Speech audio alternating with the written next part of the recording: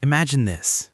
Two young boys, ages 3 and 4, vanish from their own backyard in broad daylight.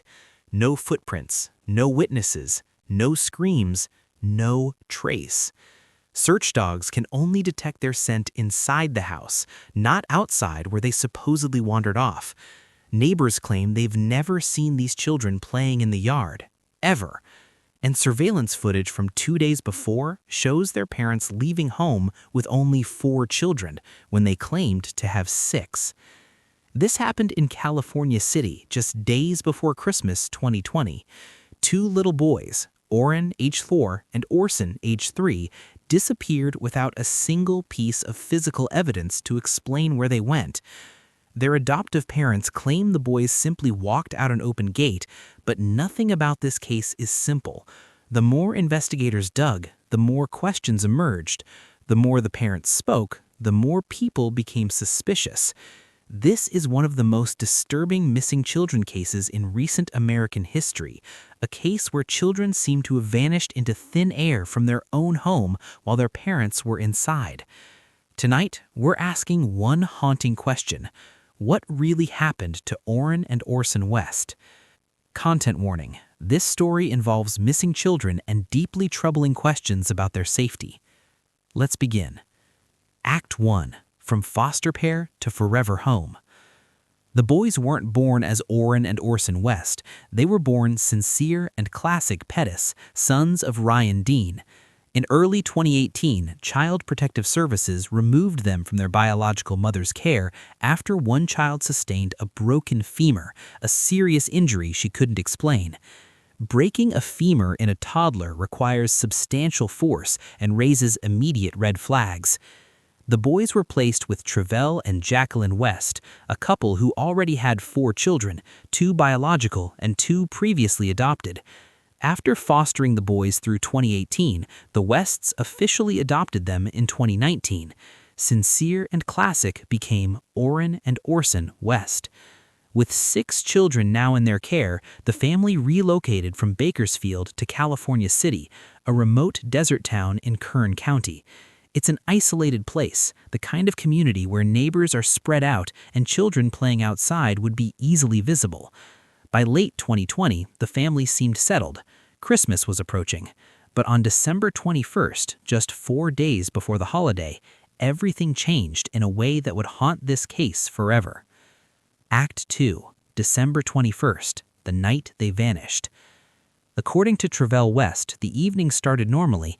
It was getting cold, and he went outside to collect firewood. Before leaving, he claimed he saw Orrin and Orson inside the home. Jacqueline was inside wrapping Christmas gifts. When Travell returned with the firewood, both boys were gone. The parents searched the house, bedrooms, closets, bathrooms, nothing. They checked the backyard, calling the children's names, still nothing. Travell concluded the boys must have followed him outside through the gate he'd accidentally left open. He jumped into the family's white van and drove through the neighborhood, windows down, calling their names as darkness fell. No response, no small figures running toward the van, no neighbors reporting they'd seen 2 young boys. After this frantic search, the Wests finally called police. By nightfall, Orrin and Orson had vanished without a trace. Act 3. No evidence they ever left. California City Police and the FBI launched an immediate search, but despite extensive efforts, investigators found something deeply troubling. There was no physical evidence that Orrin and Orson had ever left the house. No footprints in the dirt outside, no signs of struggle, no disturbance. Search dogs detected the boys' scent inside the house, but could not pick up any trail leading away from the house. If they had walked out through the gate, the dogs should have followed their path. Cadaver dogs found nothing on the property. The lack of evidence stalled the investigation immediately. It's as if 2 children had simply ceased to exist.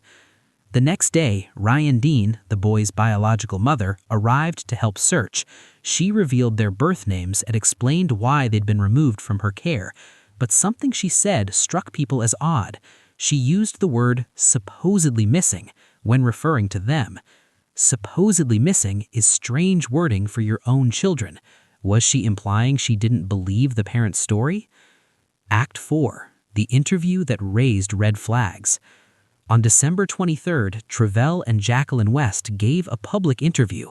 Within hours, thousands of people online began analyzing every word and gesture.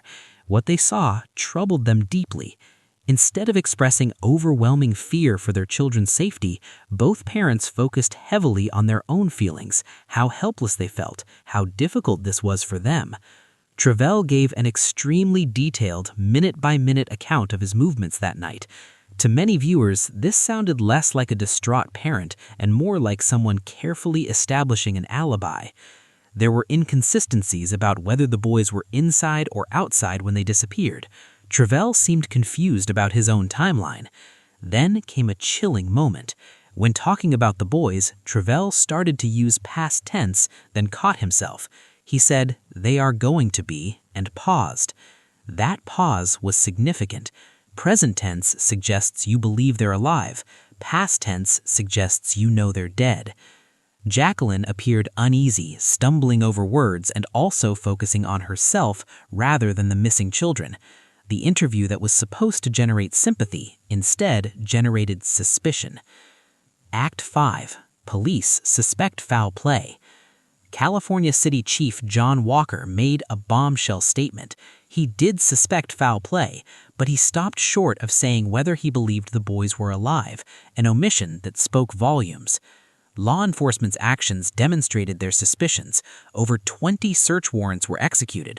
Homes in California City and Bakersfield were searched.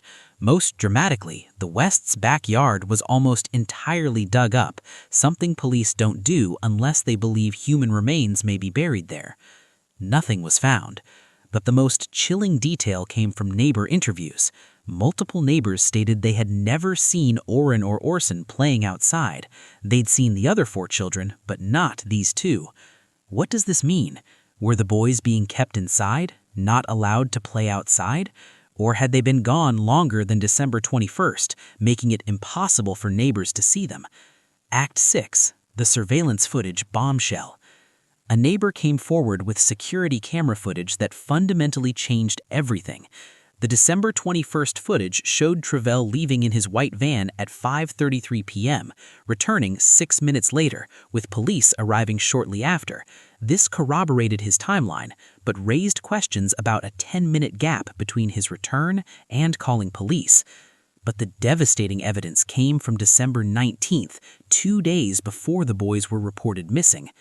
The Wests claimed they took all 6 children Christmas shopping that day, but the surveillance footage appeared to show only 4 children getting into the van, not 6, 4. Later that day, footage showed 2 adults returning home without any children visible. Police confirmed something even chillier. December 19th was the last day the other children in the house reported seeing Orrin and Orson. Let that sink in. The boys' own siblings said they last saw them on December 19th, not December 21st, 2 days earlier. This meant for 2 full days, Orrin and Orson weren't seen by anyone, except presumably their parents. They didn't go on the Christmas shopping trip, despite claims otherwise. The most logical and horrifying explanation, Orrin and Orson were already gone by December 19th. Whatever happened to them occurred before that date. The December 21st report was a lie designed to create a false timeline. This would explain why there was no scent trail outside, because the boys never walked out that gate. It would explain why neighbors never saw them. It would explain the parents' strange behavior and alibis. The surveillance footage exposed what appeared to be a systematic deception. Act 7. A case goes cold.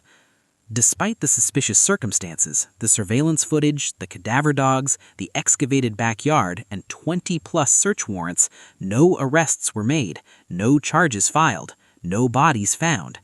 Investigators pursued over 2,500 tips from the public. None led to answers. The boys became part of a tragic statistic. Among the 30-plus children listed as missing in California, they were the youngest on that list. As months turned into years, realistic hope of finding them alive diminished to nothing. Young children cannot survive long on their own.